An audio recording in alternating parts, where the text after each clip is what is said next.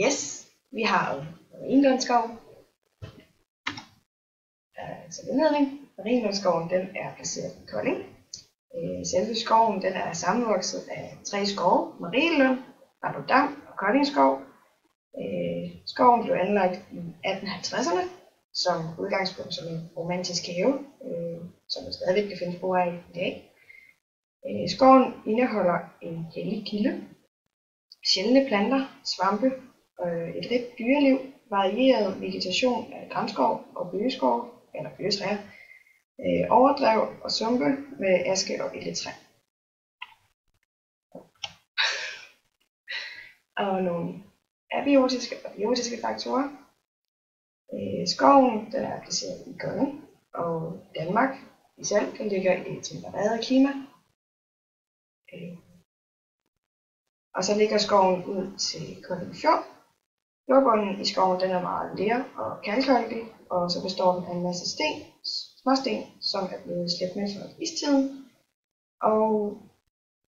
Og så er selve skoven ligger i et meget bakket terræn, som også gletsjerne er skyllet.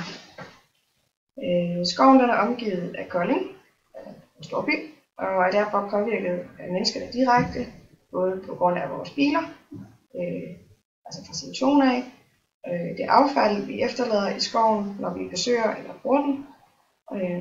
Derudover er skoven tilpasset, den er plejet, hedder det sådan.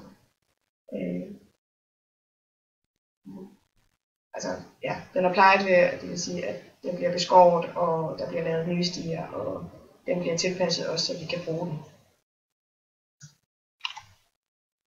Og flodkæden består grundlæggende af et landskab illustreret grundlæggende niveauer i en biotop, og det viser os lidt det overordnede af, hvem der er, de spiser hvem, at du har først planter og de planteædende dyr, de sprødende dyr, og så rovdyrene, og så kommer de døde dyr, og så som består af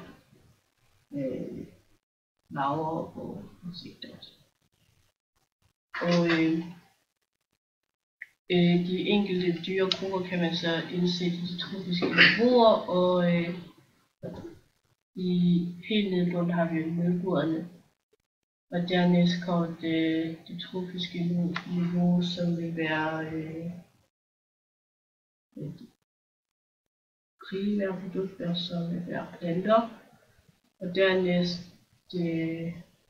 de primære konsumenter, som vil være planteæderne, som har og bier. Og så dernæst de sekundære konsumenter, som er rovdyrene, som vil som spiser harer og bier, og det kan være ræve. Og så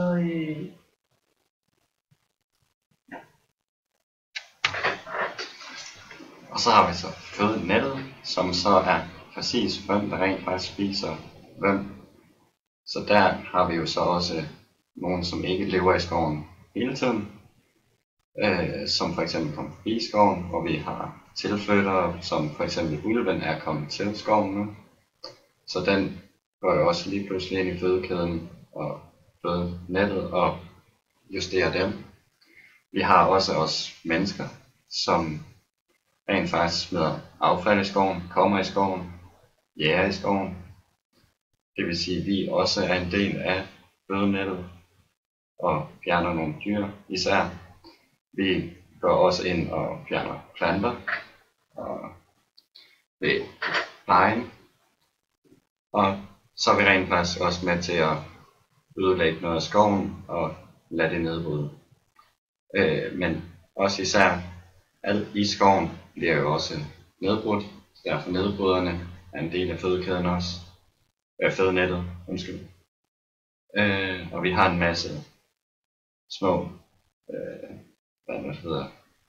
insekter og svampe og alt muligt, som bliver også spist af for eksempel fugle og andre dyr.